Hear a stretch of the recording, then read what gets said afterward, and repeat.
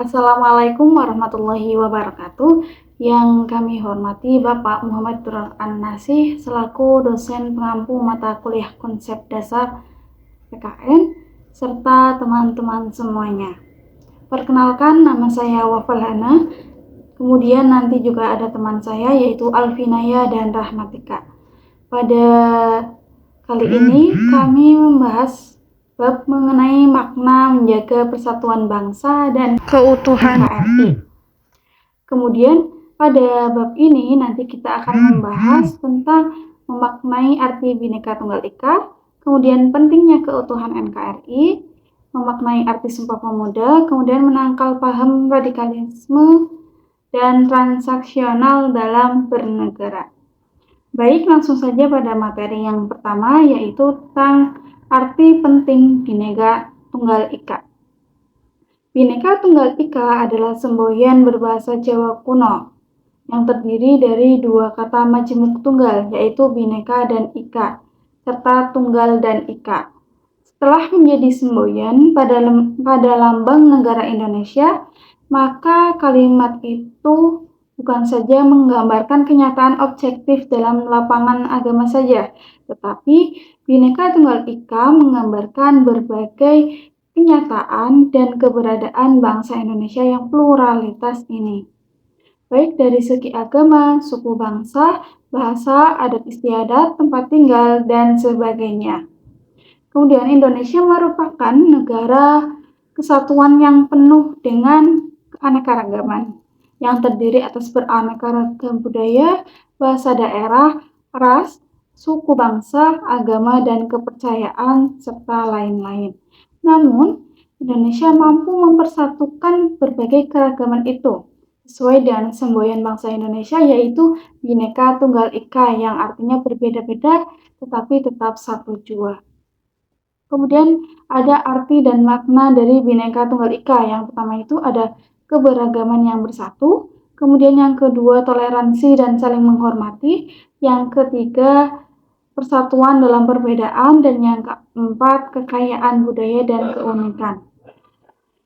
Selanjutnya mengenai makna arti Sumpah Pemuda yang akan dibacakan oleh Mbak Alvinaya.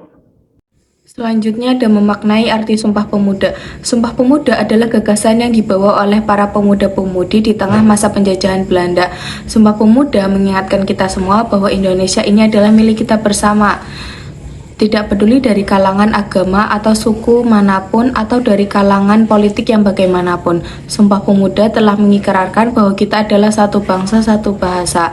Sumpah Pemuda pula yang mengingatkan bahwa kita dibangun atas pondasi perbedaan baik agama, suku, kebudayaan, kepulauan, dan beragam latar belakang perbedaan.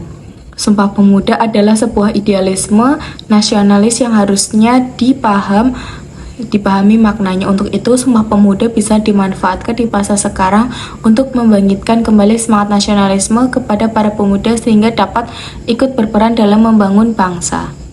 Kemudian selanjutnya ada pentingnya keutuhan NKRI.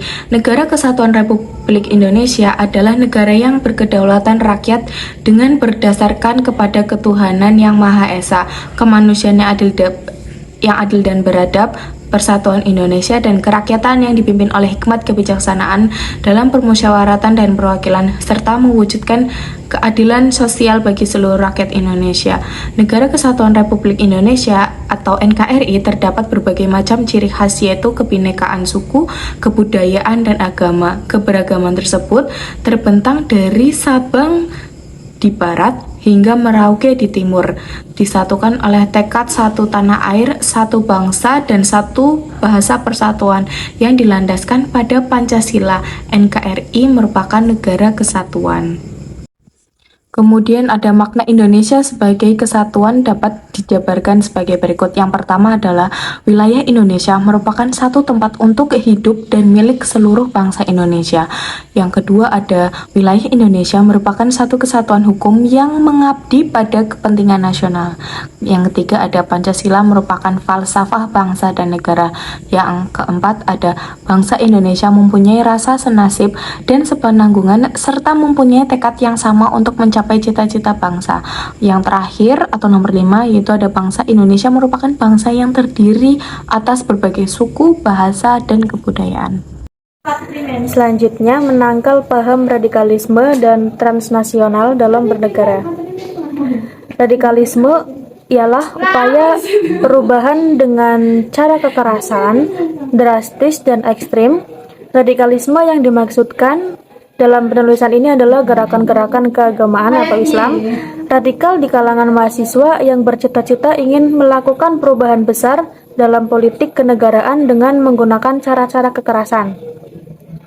Yang kedua, transnasional dalam bernegara, yaitu kejahatan transnasional adalah bentuk kejahatan lintas negara yang dapat menjadi ancaman serius bagi keamanan dan kemakmuran karena melibatkan berbagai negara. Pelaku kejahatan ini melintasi batas-batas negara dan memanfaatkan celah dalam sistem hukum dan keagamaan nasional untuk melakukan aktivitas kriminal yang telah melanggar lebih dari satu hukum dan otomatis akan memberikan dampak pada negara asal dan negara lain yang terlibat. Selanjutnya ada upaya menangkal radikalisme dan transnasional. Yang pertama, cyber security, yaitu keamanan di bidang dunia maya. Yang kedua, penyebaran ideologi transnasional radikal di Indonesia melalui media sosial. Yang ketiga, strategi edukasi sebagai penguatan literasi media sosial. Mungkin cukup sekian pemaparan materi dari kelompok kami. Kurang lebihnya mohon maaf. Wassalamualaikum warahmatullahi wabarakatuh.